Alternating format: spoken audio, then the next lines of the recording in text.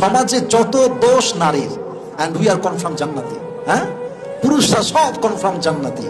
আমরা ওয়াজের মধ্যে বলি, যেই মেয়ে তোমার সাথে বিয়ের আগে চা কফি খায় তার চরিত্রের ঠিক নাই, তো তুমি যে খাইলা তোমার চরিত্র কত ভালো।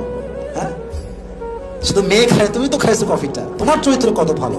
যেই মেয়ে বিয়ের আগে 4 ঘাটের পানি খায় সে কখনো ভালো মেয়ে হতে পারে না, তুমি যে 20 ঘাটের পানি খাইছো তোমার চরিত্র কত ভালো। সব দোষ নারীদের দিকে। আবার দেখবেন একটা বিষয় আমি খুবই খেয়াল করেছি, আমরা নারীকে জাস্ট পোশাক দিয়ে ভাগ করে ফেলি।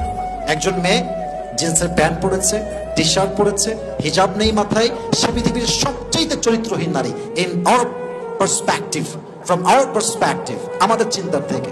কিন্তু আপনি দেখবেন, this is my personal point of view, I don't know whether you will go to agree or not, but this is my personal point of view. একজন মেয়ে বোরকা পরেও কিন্তু আজকাল 5-6টা প্রেম করে, কথা ঠিক কিনা বলুন আপনারা? তার মানে যে বোরকা পরলে চরিত্রবান, তার বোরকা না পরলে চরিত্রহীন, ব্যাপারটা মোটেও এরকম না।